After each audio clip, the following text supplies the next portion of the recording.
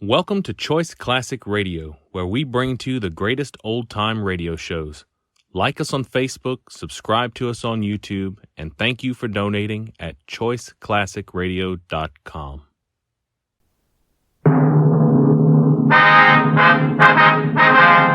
Sound off for Chesterfield. Chesterfield is best for you. First cigarette with premium quality in both regular and king size. Chesterfield brings you Dragnet.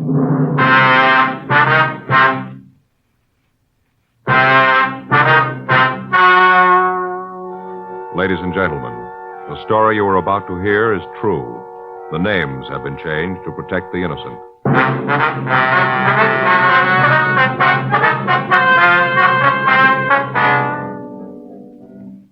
You're a detective sergeant.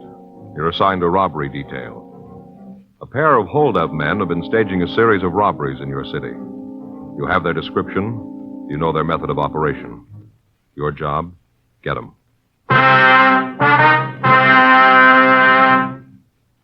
Years ahead of them all. Chesterfield is years ahead of them all. The quality contrast between Chesterfield and other leading brands is a revealing story. Recent chemical analyses give an index of good quality for the country's 6 leading cigarette brands. The index of good quality table, which is a ratio of high sugar to low nicotine, shows Chesterfield quality highest. Chesterfield quality highest. 15% higher than its nearest competitor. Chesterfield quality highest. 31% higher than the average of the 5 other leading brands. Yes, Chesterfield is first with premium quality in both regular and king size. Don't you want to try a cigarette with a record like this? Chesterfield.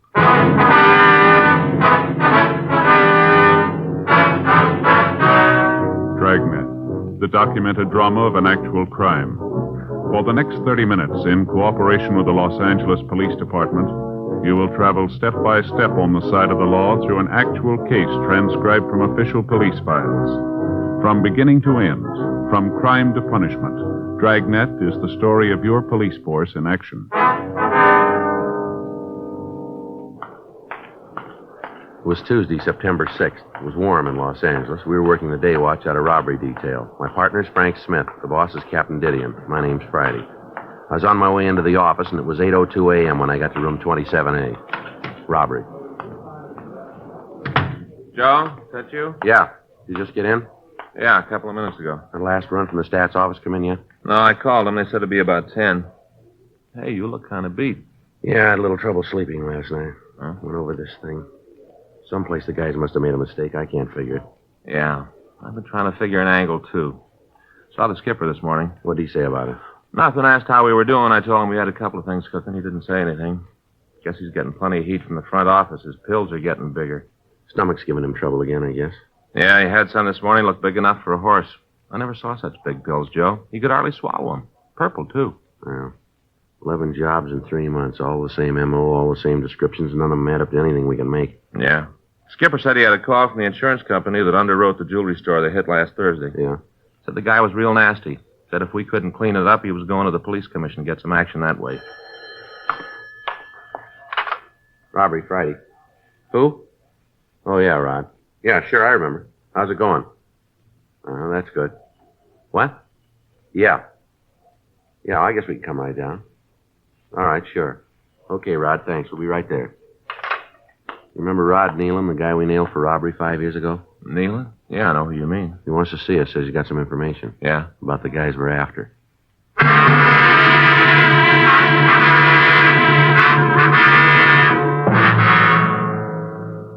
For the past 3 months, a pair of hold-up men had been victimizing the owners of large jewelry stores and supermarkets. In each case, the descriptions of the 2 suspects was the same. Suspect number 1 was described as WMA, 30 to 35 years old, red hair, tall and lean.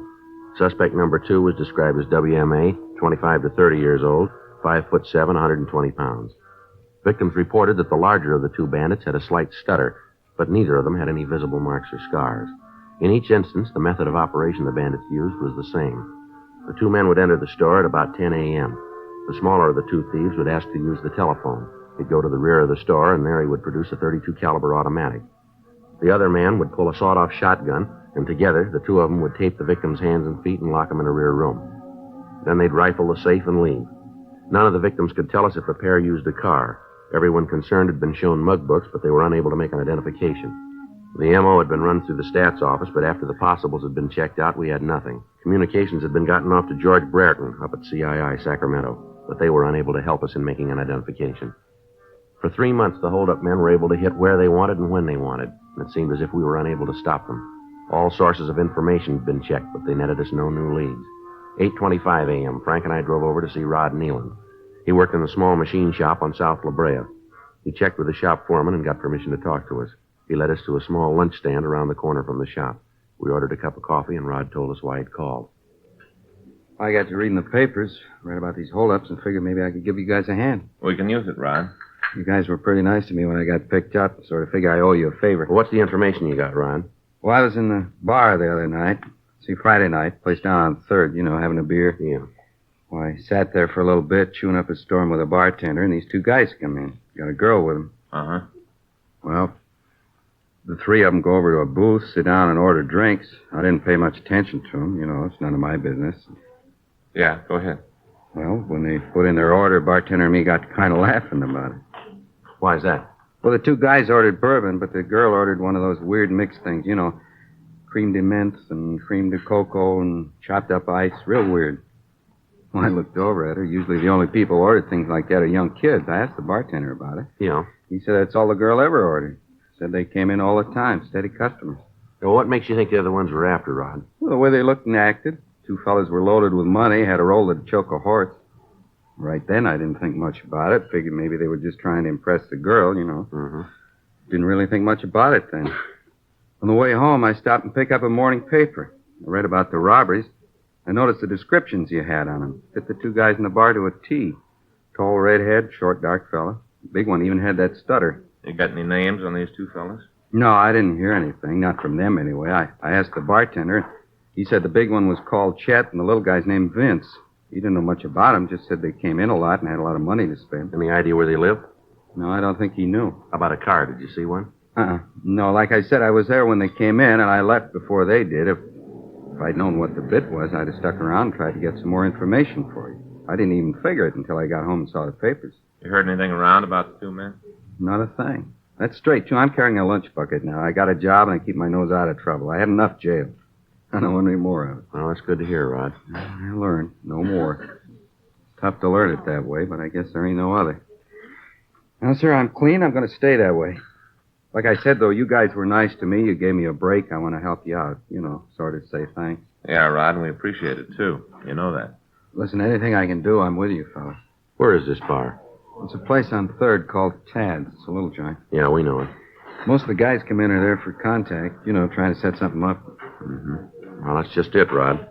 What do you mean? Well, I think that if Frank and I walk into the place, somebody will make us sure we're known there. We'll burn the place, lose the two men. I guess so. Well, you want me to hang around there? Keep you posted? Let you know what the guys are doing? Well, it's kind of up to you, Rod. They found out I was playing footsie with you. They'd nail me sure. You know that. Well, we'll give you all the help we can if you want to do it. It's going to be a little expensive sitting in there. Can't just sit without ordering something, Yeah. Well, here's $10. That ought to keep you going for a while. Yeah, it will for a while. What do you want me to find out? Well, get an address if you can. Find out where these guys work, what they do for a living, if they own a car. Get the license number if you can. Who the girl is, where she lives. Just as much as you can, Okay, how'll I get back to you? Well, we'll be around. You won't have to look far. I hope not. Those two guys get onto me. I got big trouble, Well, you don't have to do this if you don't want to, Rod. Well, I want to. You guys have helped me plenty of times. Maybe I can kind of pay you back this way. I know I don't have to do it, Joe. It was my idea. It's okay by me if you guys will stay close. We will, Rod. Well, let's put it this way. You guys just stay close by. I'm 37. I got 28 years to go. Yeah. I want to be around for that Social Security.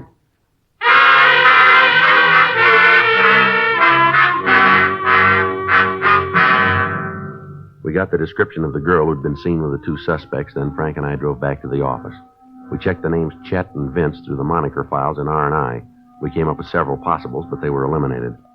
For the next 3 days, we kept in constant contact with Rod Nealon. He would report for work at 8 a.m., finish up at 5, and then after a dinner downtown, he'd spend the evening in the bar down on 3rd Street. During that time, he had no contact with the two men. They'd failed to make an appearance at the bar. The kickbacks from up north arrived, but we got no new leads from them. Saturday, September 10th, Frank and I met with Nealon for lunch.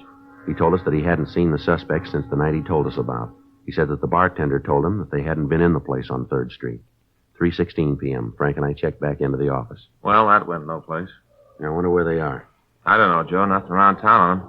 Maybe they decided they were running their luck a little close, huh? Well, it could be, but they got no reason to quit. As far as they know, they're in the clear. There's nothing to scare them off. No. You think Rod is playing ball with us? Well, I don't know. There's no reason not to. He came to us. We didn't go to him. Guess he learned his lesson. Takes a lot of nerve to do what he's doing. Glad to see he's playing it straight, though. Yeah. You want to check the book? Yeah. Anything there? No, nothing. This call from Faye wants me to call her before I leave the office. There are a couple of teletypes here. Joe, Yeah. here's our answer. What? Teletype from San Francisco. Jewelry store was heisted for $150,000. Yeah. 2 men, one with a sawed-off shotgun.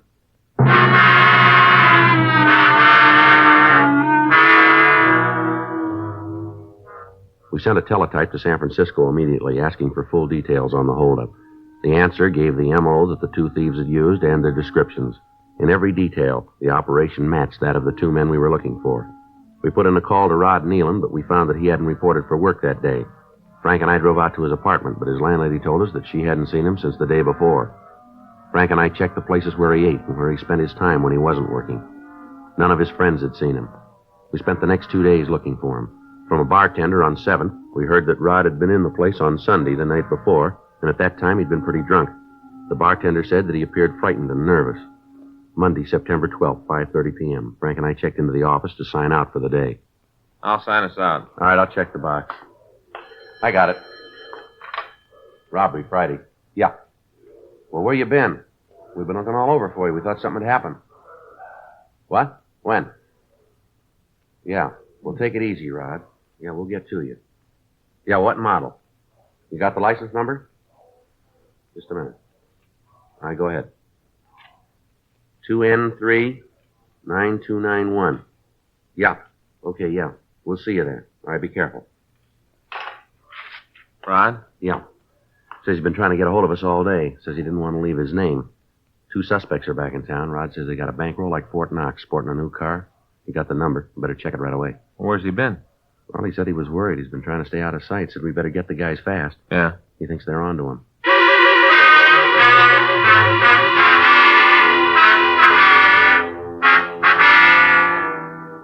Our informant, Rod Nealon, told me on the phone that he'd been hiding for the last 2 days. He said that on the night the robbery suspects had gotten back into town, the bartender had let it drop to them that Rod had been asking questions. They'd started after him, and he'd been on a 2-day drunk trying to hide from them. He said that he'd tried to call us at the office several times, but he'd found that we weren't in. He was reluctant to leave his name or a message for fear that the 2 hoodlums might in some way find out about it. Frank drove over to his apartment, but found that he wasn't there. When I'd spoken to him on the phone, he told me that he'd wait there until we could pick him up. The landlady at his place hadn't seen him and told Frank that she didn't even know that Rod was in the building. While Frank was gone, I checked the license number of the car through our DMV. They called us back to tell me that the car was registered to a Miss Dolly Keene at 18924 Elmwood Drive, Hollywood. Frank got back to the office, and we drove out to see the girl. On the apartment register, she was listed as the tenant of apartment 406. We knocked at the door to the manager's apartment and waited. Yes? You the manager, ma'am? Yes? Something I can do for you? We're police officers. We'd like to talk to you. Here's our identification. I see. Friday. Yes, ma'am. This is my partner, Frank Smith. How do you do, How do you do? I'm Barbara Townsend. Would you like to come in and talk? Might be better in the hall. Thank you very much, Miss Townsend. It's Mrs. I'm a widow woman. Husband died 7 years ago. I'm sorry to hear that, ma'am. It's all right, Mr. Friday. I'm used to being a widow now. Just sit down. We can have our talk. Thank you. Now then, what was it you want to talk about? Not something I've done, I hope. No, Miss Townsend. It's about one of your tenants, a Miss Dolly Keene. Oh, that one. Might have known it. Why'd you say that, ma'am? Oh, just because. I always knew she was going to cause trouble here. I knew it. I told Sinbad about it. Told him a lot of times. Sinbad? Give us a description of the man. Tall man, over 6 feet, red hair. Had a kind of stutter. I never talked to him. I just heard him when they came in. My door's right near the front, you know. Yes, ma'am. She have any other friends in the building, ma'am, do you know? Oh, no. Isn't anybody in the building likes her. Well, except that Mr. Newton on the second floor. He's kind of flighty, impressed with a pretty girl, you know. But she's not friendly with anybody. She have any visitors? Anyone who came to see her? Just her boyfriend, the red-headed one. And then there was the other one. I don't think he was a friend of hers, though. What other one's that, ma'am? There's a little man, dark. I think he was a friend of the boyfriend. Seemed that way to me. Any of them drive a car, would you know? Well, I don't know about the others, but Miss Keene just got one. Brand new. 1953. Don't know where she got the money for it, but by golly, she's got the car. Uh-huh. She work, ma'am? I don't know. When she signed the lease, she told me that she was a designer for a clothing company out here. That's a fact. She's got mighty cushy hours. Seems to come and go whenever she pleases. But when she get the new car, do you know? It's a couple of days ago. She told me that she had to go out of town on some business. Wanted me to keep an eye on her apartment. She didn't have to tell me that. I'm the manager here. Of course I'm going to watch the place. Yes, ma'am. About the car, please. Oh, yeah. Well, she had it when she came back. Just drove up in it, smart as you please. Told me that she wanted a garage for it. Said she didn't want to leave it on the streets at night. I told her she'd just have to wait. We got 18 units here and only 10 garages. All of them are taken. I told her she'd just have to wait. She said she maybe leave it over at her sister's for a few days. Her sister's? Yeah, she has a sister in the neighborhood someplace. Do you know where she lives? No, I don't. Pretty sure it's someplace in the neighborhood, though. Would you know her sister's name? No. Sorry, I can't help you out there either. She's married. Don't know her married name. Miss Keene never mentioned that. How about mail, Miss Townsend? Miss Keene get much mail? I couldn't tell you that. They got their own keys, they open their own mailboxes. I got no way of telling what they get. I see. Of course, I could see in through the little slots in the mailbox. She got a few letters. I couldn't tell you where they were from, though. I see. She in now, would you know? No. I mean, I don't think she's in. I haven't heard her. Usually she comes in laughing and carrying on, so I'd know if she was in. What's all this about, anyway? What's she done? Well, we'd just like to talk to her, Mrs. Townsend. Like that, is it? Ma'am? Got something secret to talk about. No, ma'am, it's not that. It'd be better if we talked to her, that's all. No. Well, I hope you get the chance to. Beg pardon? Well, last time I saw her, she talked about leaving town.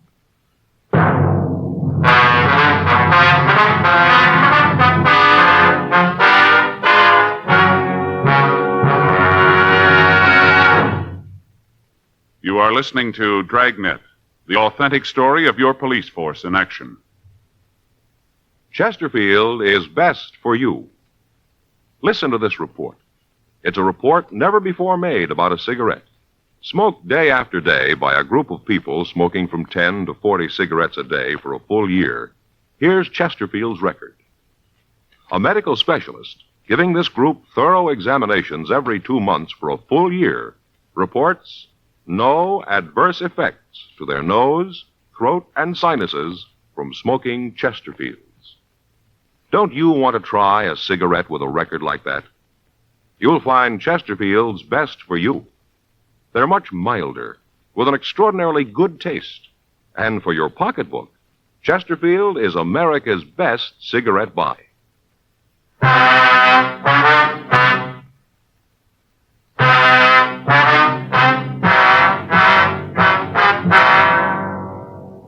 In the company of the manager, Frank and I went through the girl's apartment. In the closets, we found clothing that indicated that she'd returned to the place. We called the office and told them that we were setting up a stakeout on the building. Frank and I went downstairs and parked the car up the street. Frank was in the front seat of the car. I stayed in the back. 8:30 p.m. There was still no sign of the girl. Frank called the office and found that our informant, Rod Nealon, was still missing. We waited. 9:30 p.m., 10, 11:30 p.m. A car answering the description of the girls pulled up in front of the apartment building. Joe? Yeah, I see him. Car matches. Can you see the license? No, not from here. 2 people in the car, a girl and a man. Yeah. Well, let's try it. Right. I'll cover the other side, huh? Right. Excuse me. Yeah? What is it? I'd like to see your identification, please. Well, what for? I'm doing nothing. Police officers like to see your ID. I don't know what this is all about. All right, mister, get out of the car. I don't know what you guys are trying to prove with all this. Getting so a guy can't take his girl out anymore without cops rousting him. Looks like the other one in the car that just pulled up. Yeah. Finch, get out of here. It's the cops. I'll get him, Joe. All right, get your hands in back of it. Lousy cops, you'll never get him. Stand still. You'll never get him. He's probably got your partner by All now. right, get back in the car. What's going on, Chet? Lousy cops, they think they got us. Vince is a good shot. All right, give me those ignition keys, lady. What for? Give them to me. All right. Now, both of you, stay in the car. Joe, the apartment house. Over here. How about it? He's up there on the second floor. All right, come on, mister, give it up.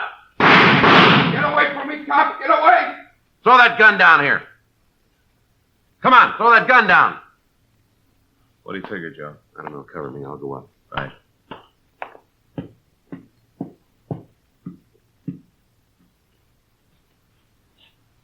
How about it?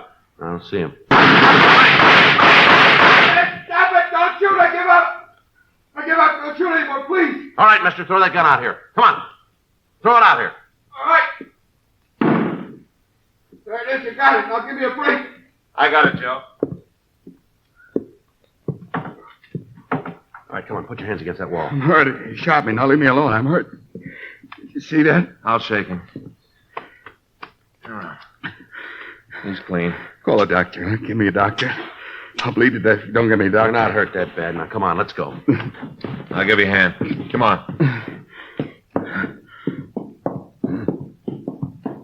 All right, come on. What's all the shooting about? Oh, shot him, huh? Yes, ma'am. I better call Georgia Street, Frank. Get the other ones in the car. Yeah, I'll stay here with this one. Frank? What's the matter? Something wrong? Yeah, I gotta get out of broadcast. They're gone.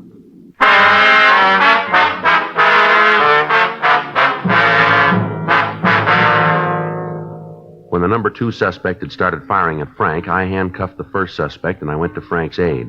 On returning to the car, we found that both suspects had escaped. The man was still handcuffed, so moving around would be difficult for him.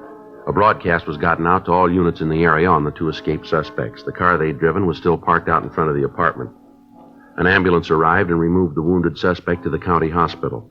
Before he was taken away, he gave us the names of his 2 accomplices, Chester Rayburn and Dolly Keene. We called the office and told them what had happened. Additional teams of men were sent out to help us canvass the area. Frank and I went through the personal effects of Dolly Keene. In a desk drawer, we found a telephone book, and one of the numbers in the book bore the name Sis. It gave a telephone number and an address 3 blocks from the apartment house. We got in touch with Captain Didion and informed him of the developments. Additional men from Metro Division were sent out to cover the address listed in the telephone book.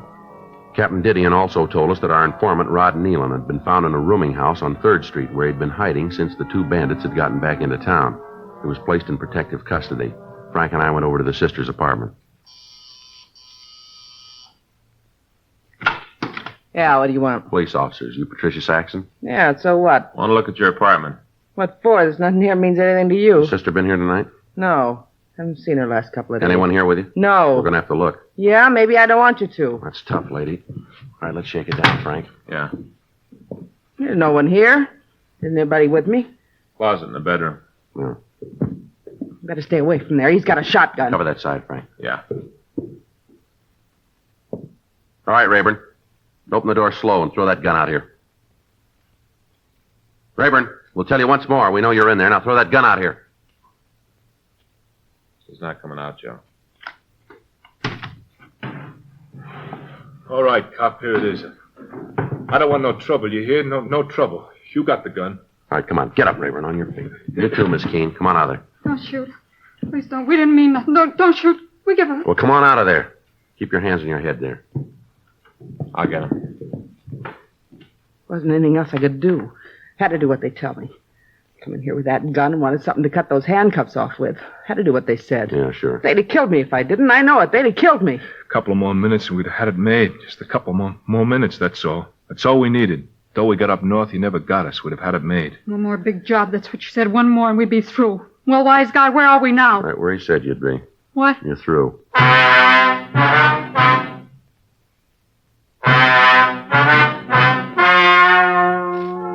The story you've just heard was true. The names were changed to protect the innocent. On January 18th, trial was held in Department 87, Superior Court of the State of California, in and for the County of Los Angeles. In a moment, the results of that trial. Now, here is our star, Jack Webb. Thank you, George Fenneman. Did you know that Chesterfield shows up year after year as first choice of young America? Now, that's based on a survey made in 274 colleges and universities. The reason is we're first with premium quality in both regular and king size. Chesterfield. It's a good, mild smoke with a wonderful taste.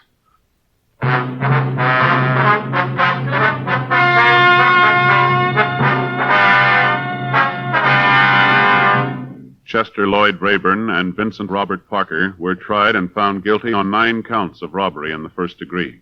They were sentenced to the state penitentiary for the term prescribed by law. Robbery in the first degree is punishable by imprisonment for a period of not less than 5 years. Lillian Keene, alias Dolly Keene, was tried and convicted of being an accessory. She received sentence as prescribed by law.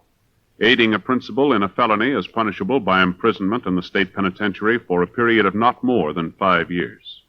Ladies and gentlemen, in the fight against an old enemy, polio, medical research has armed us with a powerful new weapon, gamma globulin. Used soon enough, it can prevent the paralyzing effects of polio. But first, you must furnish the raw material, blood. Doctors urgently need your donation of blood to make gamma globulin. So call the Red Cross. Please don't put it off. It's too important. Call the Red Cross tomorrow and make an appointment to give blood. You have just heard Dragnet, a series of authentic cases from official files. Technical advice comes from the Office of Chief of Police W.H. Parker, Los Angeles Police Department. Technical advisors, Captain Jack Donahoe, Sergeant Marty Wynn, Sergeant Vance Brasher. Heard tonight were Ben Alexander, Peggy Weber, Peter Leeds. Script by John Robinson. Music by Walter Schumann. Hal Gibney speaking.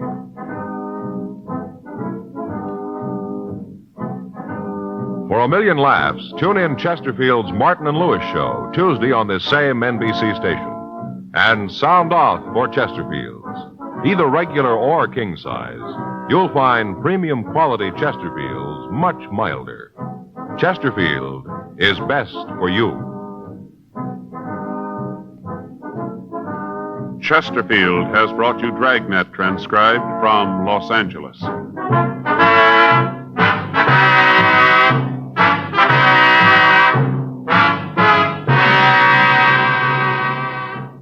Now, new Fatima has the tip for your lips. Fatima tips of perfect cork. King size for natural filtering. Fatima quality for a much better flavor and aroma. So remember, new Fatima has the tip for your lips. Fatima. See how smooth they are. Remember, Fatima is made by the makers of Chesterfield, Liggett and Myers, one of tobacco's most respected names.